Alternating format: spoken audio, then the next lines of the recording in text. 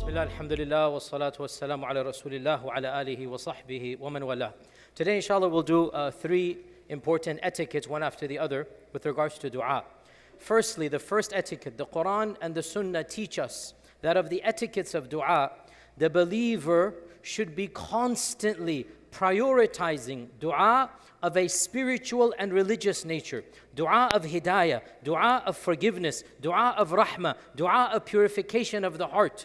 It is a mistake that is very common in many amongst us that we neglect this dua and we only raise our hands when a tragedy happens, when our child falls sick, when somebody's on the deathbed, when some calamity befalls us. Then we raise our hands and we ask Allah for a worldly benefit. And this is not of the etiquettes or the characteristics of the believer. From now, our lifestyles, our habit, our routine should be emphasis on religious dua, and then, yes, dunya dua as well. And this is very explicit in the Quran. In Surah Al-Baqarah, what does Allah say? فَمِنْهُمْ مَنْ يَقُولُ رَبَّنَا آتِنَا فِي الدُّنْيَا وَمَا لَهُ فِي الْآخِرَةِ مِنْ خَلَاقٍ. One category of people, they only ask Allah for the dunya, and they have nothing in the hereafter. They're not asking for the hereafter. They're not wanting the hereafter, so they will not get the hereafter. This is not of the characteristics of the believer. You only ask Allah for the dunya. No.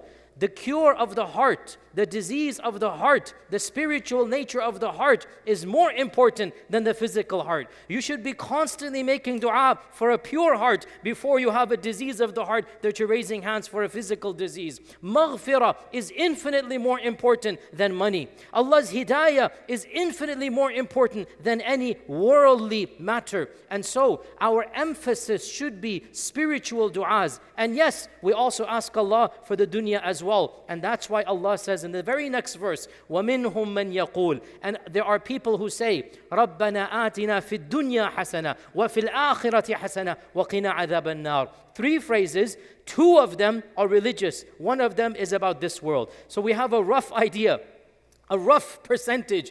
2/3 of your dua should be constant about religiosity, spirituality, maghfirah, hidayah. Give me Jannah, give me a good khitam, allow me to enter into firdaus, make my scales heavy, give me a pure heart. 2/3 of your dua, roughly I'm just saying, should be constantly about istighfar. In fact, what did the Prophet ﷺ say? I ask Allah's forgiveness, which is a type of dua, more than 100 times a day. More than 100 times a day, he would be making dua for istighfar.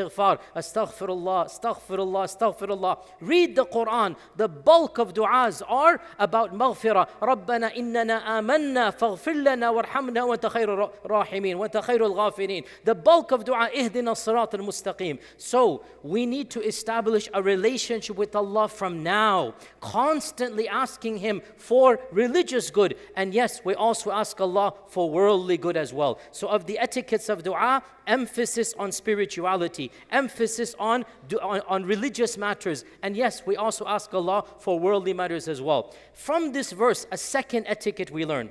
From the same verse of Surah Baqarah.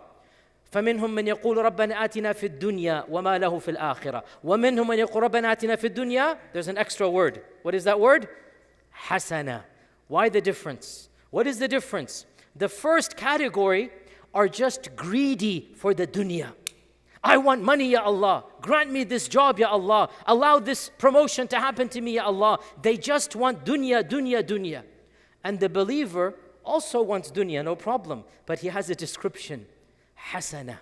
I want the pure dunya. I want the dunya that's going to benefit me. And this shows us the second etiquette, that even when you ask Allah for something of this world, your niyyah should be a positive niyyah, a good niyyah. Yes, we all want money. Ask Allah for money and then say, oh Allah, grant me pure money so that I can be generous to others as well. We all want health. Ya Allah, grant me health so that I can be of the righteous. And in fact, this is in an authentic hadith. When the Prophet visited a sick man, he made dua for him. Look at what he said. He said, Ya Allah, cure this servant of yours. Perhaps he will strive in your cause, and perhaps he will then go to the masjid to worship you. Notice, you link the cure to something that is good. Yes, we all want to be cured. Nobody wants to be sick. But the niyyah shouldn't just be for greed, greed, greed. The niyyah should be for something that is more noble. And any halal enterprise, Anything halal can have a noble niyyah. You know, there used to be a bunch of youth over here 4 years ago looking to get married. I would make jokes about them. MashaAllah, they're all gone pretty much. They did all get married. So I don't know who to make jokes about. Where's that new batch of youth? But the youth that want to get married, the young men that want to get married, there's still some young men I see, inshallah, in the crowd. The young men that want to get married, they should also have this intention. Ya Allah, grant me a righteous wife so that I can have a halal family, so that I do not fall into the haram. Any worldly desire that you have it, but have it in a positive Islamic framework. Link it to something more noble than selfishness and greed. And the third and final etiquette for today. So the first, our emphasis should be spiritual dua. The second, even worldly duas of money, of spouse, of children, of promotion. Have a positive attitude to the religion. Ya Allah, give me this dunya so that I can be a better Muslim. That should also be our attitude. And then the third etiquette that we should be aware of course, dua can be made at any time. However, we have to make sure we do not make dua when there's something more important calling us. So if there's a congregational salah happening, nobody should be sitting in the back making dua to Allah at that time, because there is a priority. So when there's a priority, then obviously we should not be engaged in that which can be done at any time. And this is proven in a very famous incident. We don't have time for all the details, but it is the Prophet telling us about a monk of the past by the name of Gregory, Juraj, by the name of Gregory. Saint Gregory is a monk in ancient Christianity that, of course, back then they were Muslims, they were righteous people. The monk was worshipping Allah. The Prophet told us that he was worshipping Allah, and his mother came and required from him a service to do khidmah to her.